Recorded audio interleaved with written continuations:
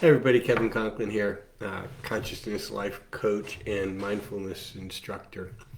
Um, so let's talk about limiting thoughts today. Is there something you know you want to achieve in your life, but you just can't seem to get there? Chances are that it's blocking thoughts that are getting in your way. So today, let's talk about what those thoughts are. How do they actually work? What causes them? And what can you do to rewrite them? And let's start with an idea of thought, the thought process, how it actually works. What happens in your brain to have a thought? And the cycle is pretty well understood for a long time now that it starts with what's called a trigger, which is something that is an event or an experience. And that trigger leads to a thought. What you think is based on a whole lot of things based on that event. But you have a thought, and that thought leads to an action. So the cycle is trigger, thought, action. And it's important to understand this because what we're going to be talking about is how do you actually control what you're thinking about? Do you have a way that you can use to rewrite your thoughts and make them more positive so you can get things done? And, in the old axiom, you can't manage what you can't measure or you can't observe. If we can't observe the process of our thoughts and be mindful of them, then we don't have any way that we can actually interrupt and change things. So, spoiler alert, we're going to lead to mindfulness here as well. But when you talk about that thought process, um, the thought that you have is based on how you as an individual interpret the trigger. And when we see something happening, any group of people that witness the same trigger might experience a different thought, might think of it differently. And this is something that's pretty well known in the world today. And it's one of the reasons why even eyewitness testimony is sometimes subject to scrutiny because different people observe different things when they see something. I don't think you need a lot of evidence that if you just think about today's politics. We look at a situation, somebody does something, and based on our political ideology, we may see that as negative or we may see that as positive.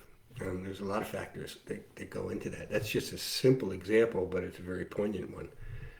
The truth of the matter is you take any 10 people, put them in a room, show them the same thing, and their reaction to it, what they think and how they process it, will be different, can be radically different.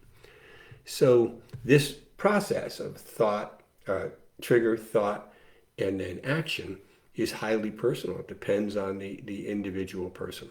Okay, so that's something to understand, and understand that the thoughts are caused by triggers, and what action we take depends on the interpretation of that trigger in a thought. So let's look at how our brain operates and how our brain does things with thoughts, how our brain interprets those or burns in those that pathway. So to preserve energy, our brain likes to follow the same path it did before. Brains consume a lot of energy.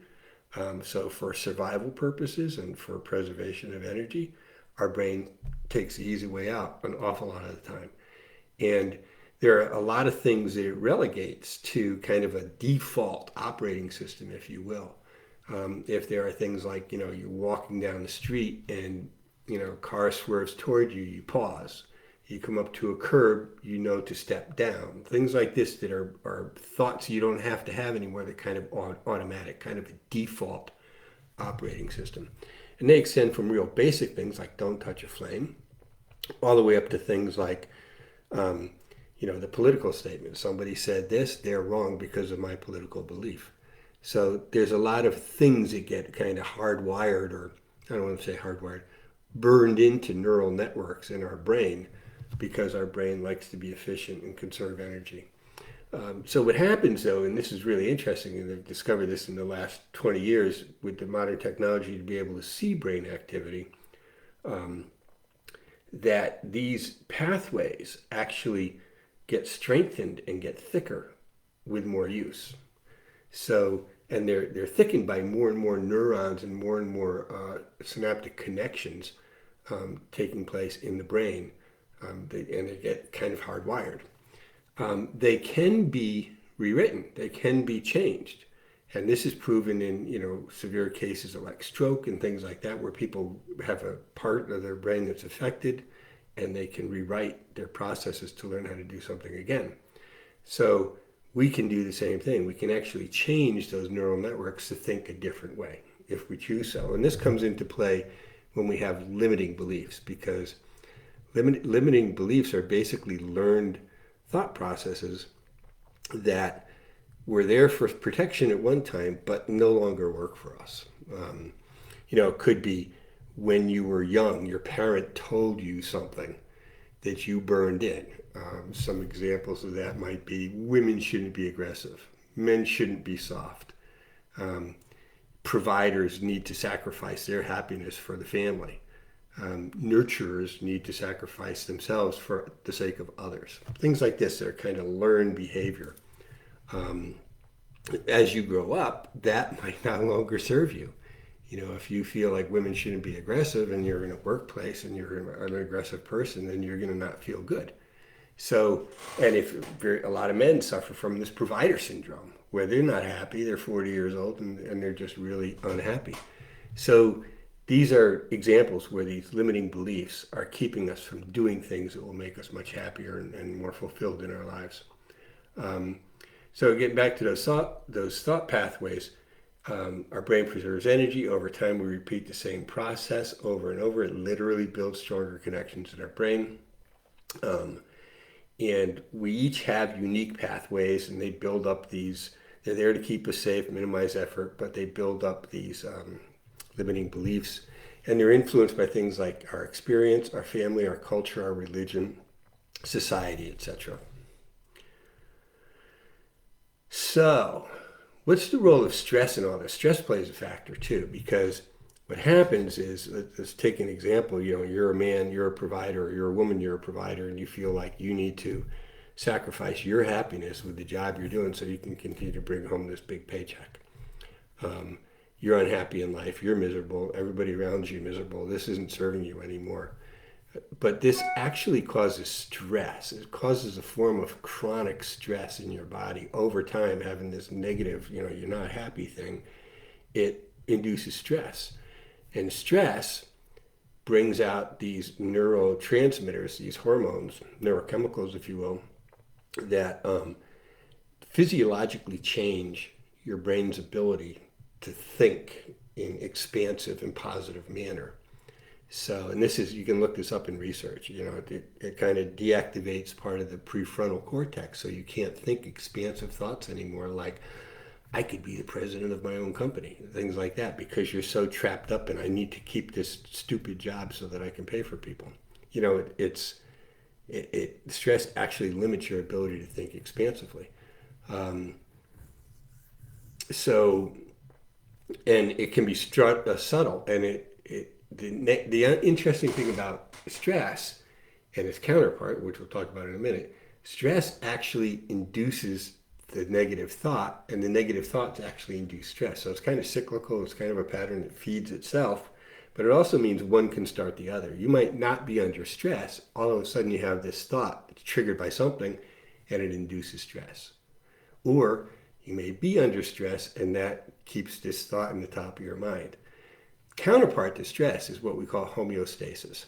So homeostasis is when you're kind of normal, your parasympathetic nervous system is operating, and your body's functioning well. It's being fed properly, nutrients, it's cleaned up, it's healing itself, it's taking care of all the things it needs to do to grow and prosper. It also turns out there's a set of neurochemicals for that, and those neurochemicals can induce homeostasis, and thoughts can also induce homeostasis in those neurochemicals. So what you think is how you're going to feel. Okay, that's a very clear kind of pathways. So positive thoughts can counteract stress, and actually positive thoughts are the only way out of stressful situations, is actually to be in homeostasis, to put yourself in homeostasis with positive thoughts. As coaches, we teach people this is what we call reframing. Okay, you have a thought, you have to first recognize the fact that you're in this thought process, step back from it, and then choose to reframe it and practice that over time and time. This is the only way you can get out of these limiting thoughts. But with that kind of process, you can literally rewrite your future. So let's kind of summarize where we are. We learned that these negative thoughts, these limiting thoughts, are learned. They're part of our default thought process. They're kind of burned in pathways to our brain. They can be unlearned and replaced by empowering thoughts. Scientific research has shown that these old neural pathways, as we start thinking new things instead, our brain actually decomposes the old neural pathways to build the new neural pathways. And what's required for us to do that is to think the expansive thought, the new reframed thought, the positive thought, whenever we come up with the trigger that generated the negative thought. So you can see kind of the solution here. You observe the fact that that trigger triggers a negative thought. You kind of step back from it and you say, okay, I'm going to try to reframe that thought and have a different response. The more you actually reframe that thought, you're training your brain to rewrite that circuitry. So it's all about being able to observe, step back, observe the thought, and reframe it, change it, go someplace else. All right.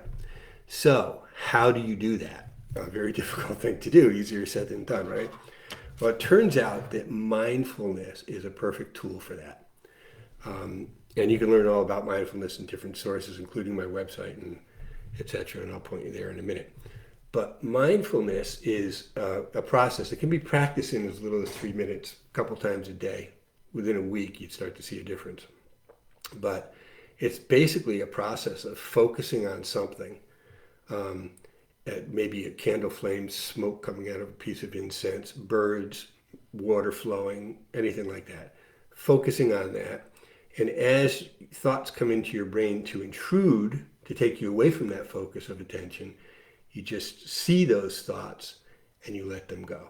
And you don't judge yourself, the thought or the process or how many thoughts you have or anything like that. So there's a few elements there. Focus on something, let go of intrusive thoughts, be curious about what you're focusing on, and be non-judgmental.